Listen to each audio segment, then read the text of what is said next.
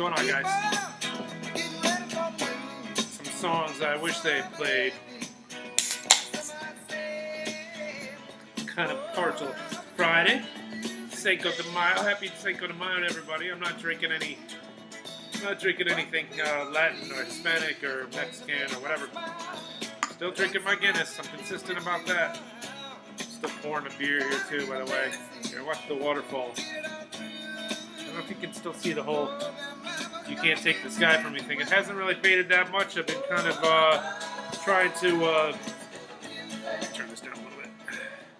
Been trying to wash it by hand, so I'm not going to put it in the dishwasher. I think one trip to the dishwasher is going to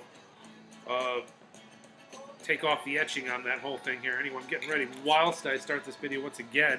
So you guys have to go through at least a minute of me trying to prepare my video while I record the video. Because I'm lazy. Cheers. Wow. Anyway. Ugh. Guardians of the Galaxy, baby. Guardians of the Galaxy. Alright, for those of you who don't have time to sit through my whole spew, just go see it, okay? It was a good movie. It had it all. It had it all, okay? It had a good story. It was funny. It had action. It's sci-fi. It's comics. It's everything all rolled up into one. A good soundtrack. You laughed. You cried. You cheered. It was, it was just one of those good movies, Perfect rendition, anyway. We'll get to that at the end. I went into this movie without spoilers at all. It was like one of those things. This is probably one of the first movies I've gone into without actually knowing hardly anything at all. I barely watched the trailers, believe it or not. I didn't read any articles on it. Anytime anybody mentioned the Guardians of the Galaxy movie, I was kind of like, okay, I don't want to look at it. The first one was so special to me. It was dear to my heart, especially because of the music and everything. But I just really wanted to go into this without knowing anything, and it was a good way to go, I guess. So as far as the story was concerned, it took me a minute to figure out where the fuck they were doing and where they were going with it all, because I had no idea about any of the spoilers.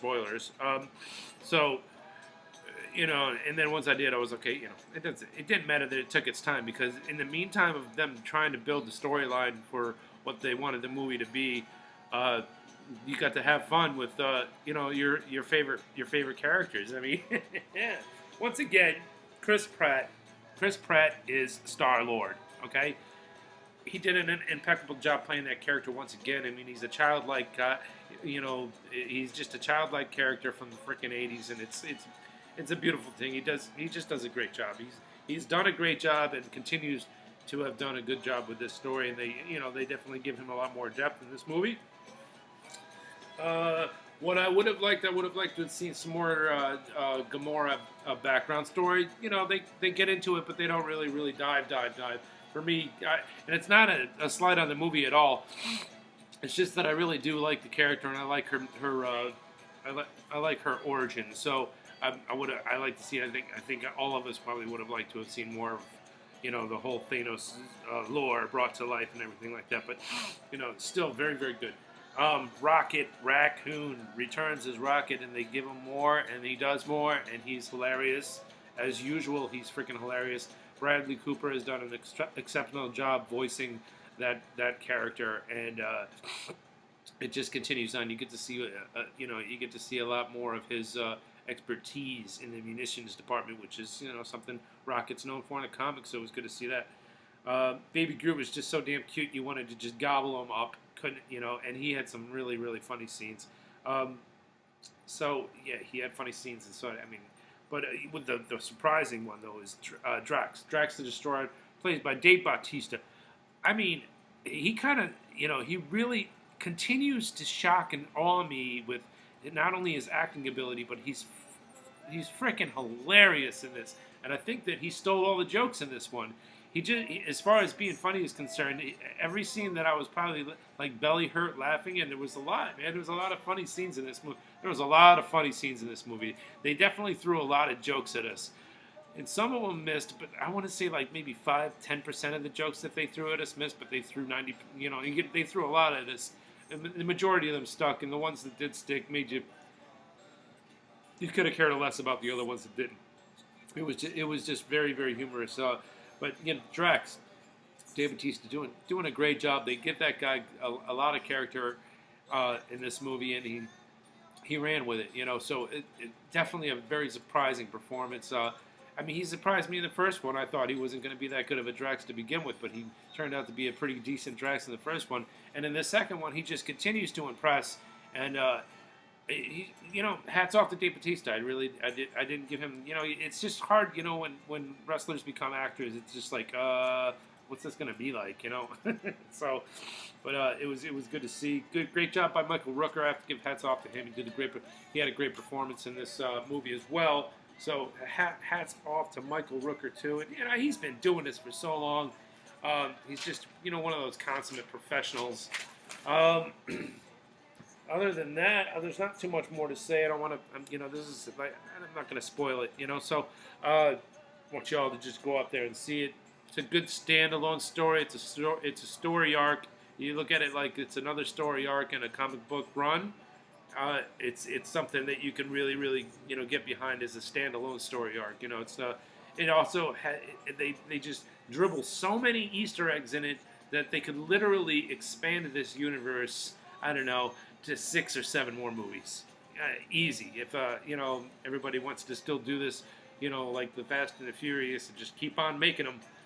They could very well just keep running with the ball. The Marvel cosmic universe is vast. There are so many characters out there to explore. So, you know, they could just keep on going and going and going with it. You know, and the more years go by, who knows? More rights they'll get back, and more characters they can toss in there, and that blows things up even more. But even with the rights that they have to the characters that they have, they can still just go so far with it. Thoroughly impressed with the movie. Not only was it very funny, I talked about how funny the movie was, and it was extremely funny. But there's another thing that this movie's got. It's got a lot of heart. There's a lot of feels. There's a lot of, you know, and it's not just one particular character or anything like that. It seems like everybody's got a little bit of a moment where you kind of like, you feel that character, you feel their motivation, I guess you could say, and what they're going through, and it's one of those things, you know. I don't know. The only other thing I can say, and I just want to cut this short because I'm tired of making long videos, is this is one that stayed with me.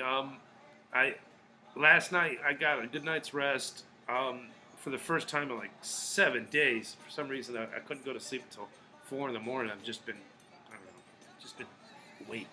For last night, I finally just fell asleep at a decent hour. But I woke up a couple of times, and I was like, you know, I was thinking about things that happened in the movie every single time. Like, I opened up my eyes, I was like, yeah, that was funny. Oh, yeah, that was cool, too. Like I said, a crap ton of Easter eggs. So if you're a Marvel Comics fan, I would go in there with your eyes open, and you know, you might want to see it a couple of times if you're a Marvel Comics fan, just because there were so many Easter eggs. I'm going back because I want to see. I know there's got to be a couple that I missed, but there's definitely a lot going on. Stay around until the end because there's not one, not two, but there's actually, I did count them just to make sure because I didn't think they were telling the truth. But there are indeed five post-credit scenes. So stay until it's all done. They give you some a little tidbits of entertainment towards the end there too. So that's how Marvel rolls. But anyway, I'm recommending everybody go see this movie. Everybody, in fact, not only those of you watching this video to go see this movie, but tell a friend. Tell a friend this is great. It's good for everybody. This one's fun for everybody, okay? You don't have to be anything to understand and get what's going on in this movie. You can go as a non-comic reader and still have the time of your life in this film. Just a great film, great all-around film, perfect for the kids. You know, not, you know, there's, of course there's violence, but it's mild violence, so, you know, there it is what it is. Anyway, that's all I got for you guys, and I'm going to cut it short. Do something good for yourself. Do something good for somebody else. Love you all. Peace.